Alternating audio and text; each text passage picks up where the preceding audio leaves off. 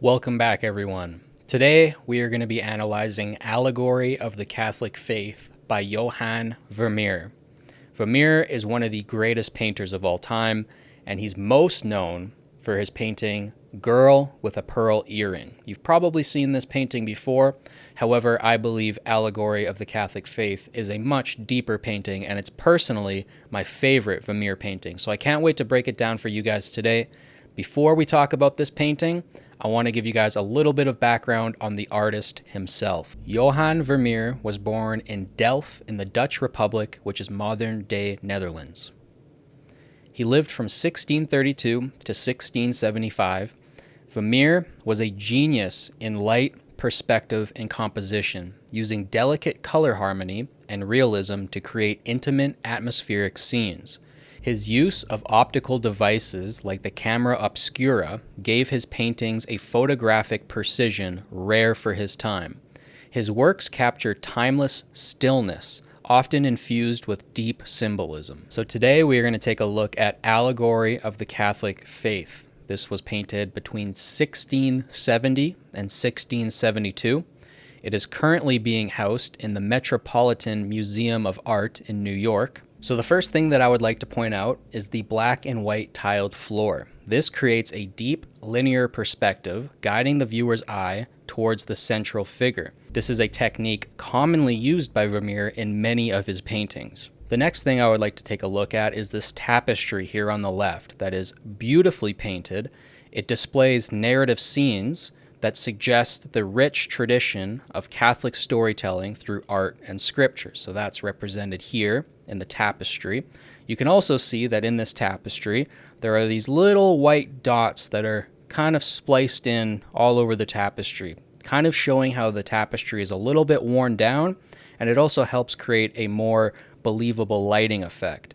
And you can just tell that this tapestry, if it was pulled out across the screen, there'd be a huge depiction here of some sort of story. We can kind of see a man with a horse here on the left, maybe a little bit of a castle behind that, but most of the tapestry is obscured by it being folded in and tucked to the side. So beautiful work here on the tapestry. So the next thing that I would like to point at is the woman herself in the middle of the painting here. This is what our eyes are drawn to immediately. She's center frame. However, this isn't the main focus, I would say, of the painting. It's something else that we'll talk about in a second. But the woman is dressed in blue and white, colors that are often associated with the Virgin Mary. Her hand is placed on her heart, which signifies faith and devotion.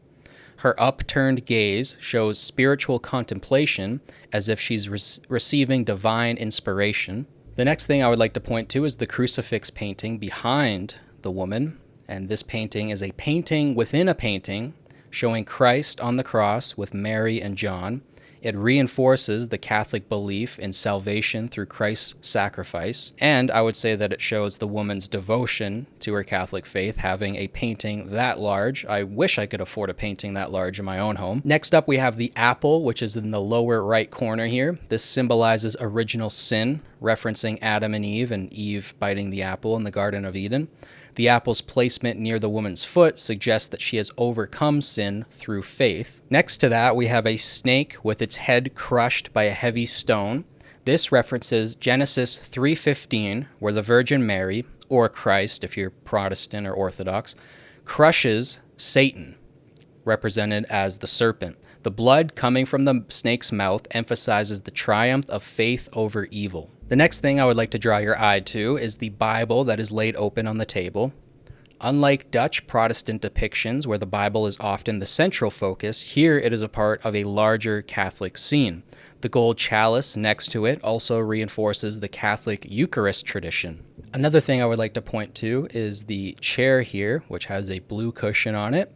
You can see Vermeer's mastery over lighting. When you look at the beam that's a little bit higher that supports the back of the chair, you can see how there's a smooth lighting effect on the smooth wood. And then you go down to where the wood is carved into this intricate pattern, and you see that the light reflects off of it in a bit more of a harsher way. So I think this is brilliant. And I also like how the chair has these right degree angles that kind of line up with the floor, just emphasizing the depth of the room. The last thing I'll point out before we talk about the sphere is the globe under the foot of the woman in the painting. You can see that the woman is also wearing what seems to be flip-flops. Some have suggested that these are flip-flops done in a Japanese style because she also has her right foot placed on Japan on the globe here. Now, the globe is very intricately detailed, which is stunning. It just shows his mastery of fine detail, but her having her foot on Japan might have some reference to the Catholic Jesuits who traveled to Japan during this time. So lastly, we'll talk about the most important detail of the painting and the detail that makes this painting, to me, one of the most incredible pieces of art I've ever laid my eyes on. And it's, of course, this glass sphere that's hanging at the top of the room. It kind of looks like a bubble hanging from a ribbon. It's a little bit mysterious, but this represents purity and perfection of faith. The distorted reflection of the room may symbolize the mystery of divine truth, which can only be fully understood through faith. So Vermeer likely used a camera obscura to achieve the perfect reflections and distortions in the sphere. The reflections show an accurate 360-degree distortion of the room, proving his understanding of optical physics. The sphere's placement above the woman's head gives an ethereal, divine quality, reinforcing its spiritual meaning. So yeah, overall, I would say this is one of my favorite paintings of all time. I myself am Catholic, so I have a little bit of a personal connection to this painting, but just seeing the crucifix painting in the background, the painting within a painting, how detailed that is.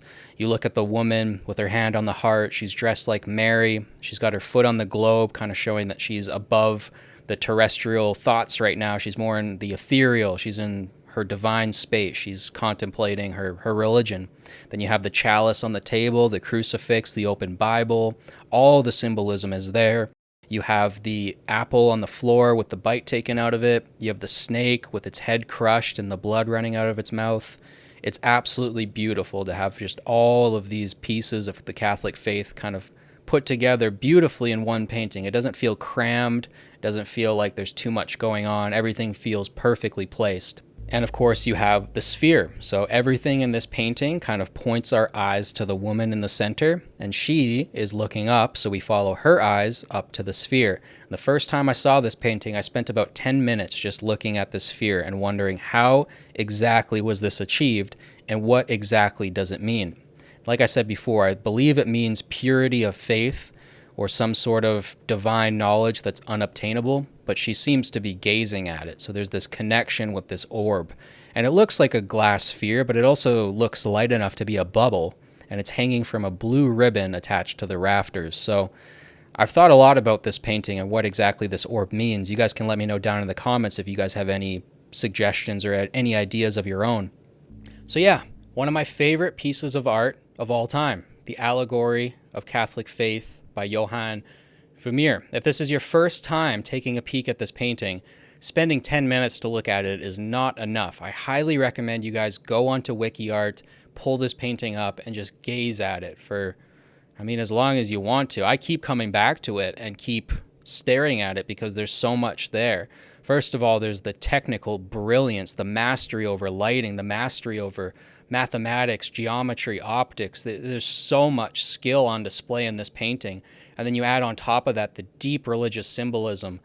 It's one of my favorite pieces of art of all time. So I just wanted to share that with you guys today. Hopefully you guys enjoyed this video. If you did, don't forget to like, subscribe, share with your friends to help boost this channel and the algorithm. If you guys have any suggestions for paintings that you want me to cover in the future, let me know down below in the comments as well. And thank you guys so much for watching. As always, it means the world to me. I'll catch you guys in the next one. Peace.